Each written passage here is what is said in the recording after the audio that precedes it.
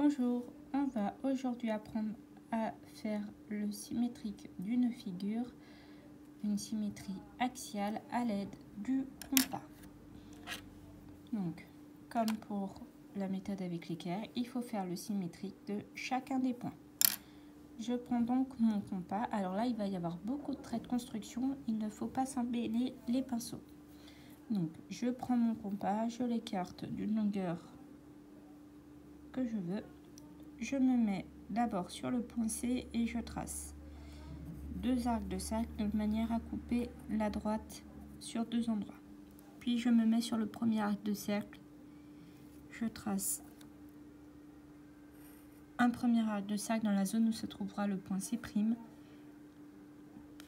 un deuxième arc de cercle en me mettant cette fois-ci sur le deuxième arc de cercle que j'avais tracé, et en traçant un deuxième arc de cercle, je trouve ainsi à l'intersection de deux arcs de cercle le point C'.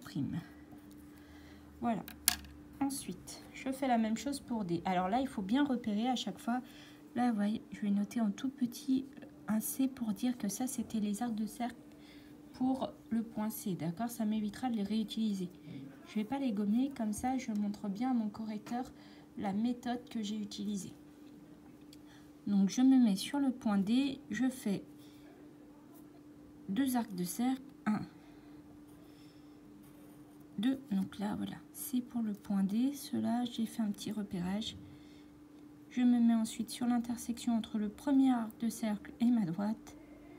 Je trace un arc de cercle dans la zone où se trouvera mon point D'. Puis je me mets sur l'intersection entre le deuxième arc de cercle que j'avais repéré ici et la droite. Et je fais un deuxième arc de cercle. Ici, nous avons donc le point D'. Enfin, je fais la même chose pour le point E. Donc, je fais un premier arc de cercle, puis un deuxième arc de cercle. Donc, les deux arcs de cercle que j'ai fait, c'est celui-ci et celui-là. Et donc, sans bouger mon compas, bien sûr, à chaque fois, je me mets sur l'intersection entre le premier arc de cercle et la droite. Je trace un arc de cercle dans la zone où se trouvera mon point E'. Puis, je me mets sur l'intersection entre le deuxième arc de cercle et ma droite. Et je fais un deuxième arc de cercle.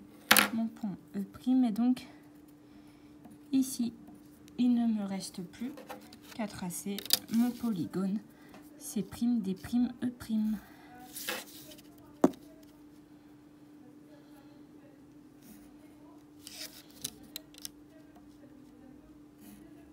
Et voilà. Donc là, vous étiez guidé pour le faire à l'aide de la vidéo. Je vous invite à faire celui-ci tout seul et à me rendre votre travail pour valider la compétence.